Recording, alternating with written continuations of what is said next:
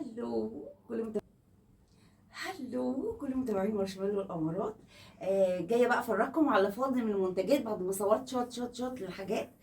بس كنت عايزه الحاجات اللي هكلمكم عليها مهمه جدا لان مليانه تفاصيل. فهنبتدي بالسجاد. طبعا انا مش عارفه اقول لكم، انا مش لاقيه مكان افرش فيه السجاده.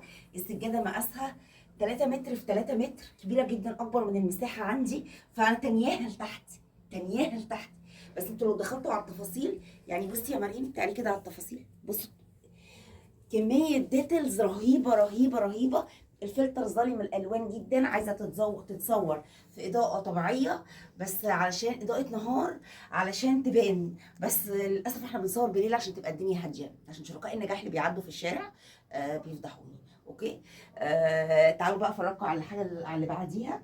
طبعا انا العرايس الاميجرومي دي بتاعت النجمة غادة عادل، حبيبتي. العروسة دي اسمها كوكي علشان شعرها زي شعر كوكي بنت اختي بالظبط. حبيتها قوي. دي حاجة جديدة، مش زي العرايس الاميجرومي التقليدية. طبعا هي ملبساها شورت. هي مفاصل، عروسة بمفاصل. بصوا جمالها، بصوا التفاصيل يا جماعة. بصوا هي معاها غيار كمان، هبقى اوريها لكم وهي متصوره بالطقمين. معاها كمان دراس تحفه.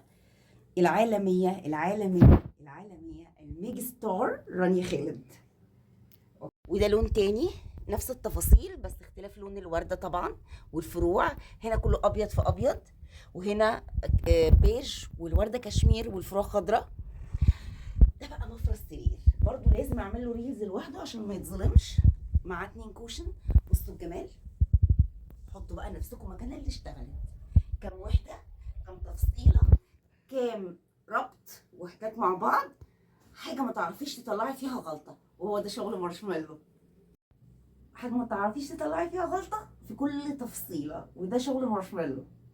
وفيديو بقطعه لوحدها، ريل كريل، مقاطع، عشان في حاجات انا صورتها وما ظهرتش معانا.